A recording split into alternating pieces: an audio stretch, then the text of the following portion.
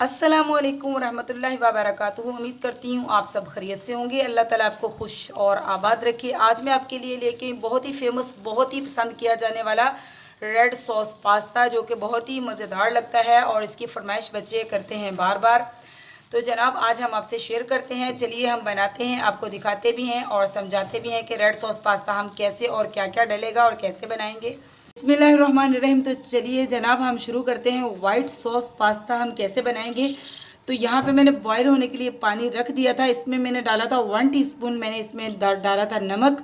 तो अब इसमें हम डालेंगे मैक्रोनी। तो बिस्मिल्लाहिर्रहमानिर्रहीम पास्ता हम इसमें डाल देंगे और इसको थोड़ा सा बॉयल आने देंगे।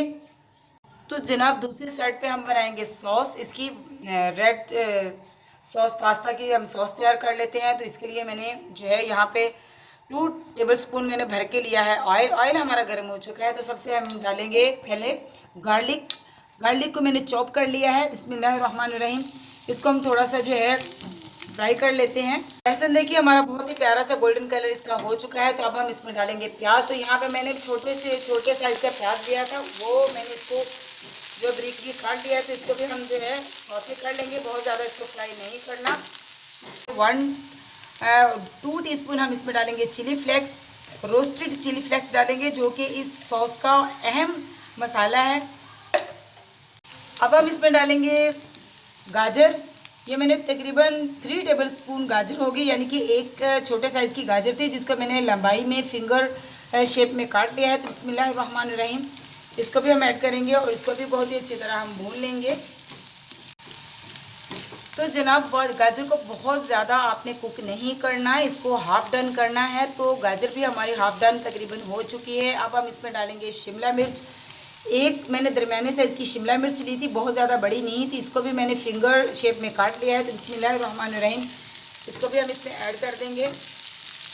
शिमला मिर्च को हमने बहुत ज़्यादा कुक नहीं करना है, इसको हल्का सा हमने कच्चा रहने देना है। ये इटालियन डिश है, तो इसमें जो है सब्जियां जो है बहुत ज़्यादा कुक नहीं होती। तो यहाँ पे हमने बनाई थी 4 अदद मैंने टमाटर लिए थे, जिसकी मैंने प्यूरी बना ली थी फ्रेश टमाटरों की। तो बिस्मिल्लाहिर्रहमानिर्रहीम ये इसमें ऐड करेंगे और जो है इसको पकने देंगे, प्यूरी जब तक गाढ़ी नहीं होती।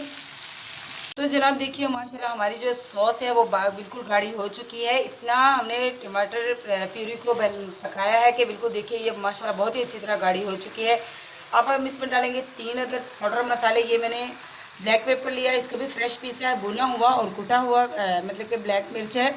और ये मैंने ज़ीरा लिया है 1 टीस्पून ही ब्लैक पेपर है और 1 टीस्पून ही नमक है। आप अपने हस्बे जायका कम ज़्यादा कर सकते हैं। तो बिस्मिल्लाहिर्रहमानिर्रहीम ये भी यहाँ पे हम ऐड कर देंगे, क्योंकि हमारा जो सॉस है बिल्कुल रेडी हो चुका है। और इसी के साथ हम जनाब इसको यमी करने के लिए जो है और इसको मज़ीद टेस्ट देने के लिए तकरीबन 3 टेबलस्पून हम इसमें डालेंगे चिली गार्लिक सॉस। और इसके बाद हम डालेंगे 2 टेबलस्पून हम इसमें डालेंगे मायोनीज़। 2 टेबलस्पून हम इसमें मायोनीज़ डालेंगे, इससे ये बहुत ही यमी किस्म का इसका जायका हो जाता है। तो अब हम इसको बहुत ही अच्छी तरह मिक्स करेंगे, बहुत ही अच्छी तरह। तो जनाब देखिए हमारा सॉस जो है बिल्कुल रेडी हो चुका है। और अब हम इसमें डालेंगे पास्ता, जो कि हमने बॉईल करके और इसको ठंडा होने के लिए रख दिया था।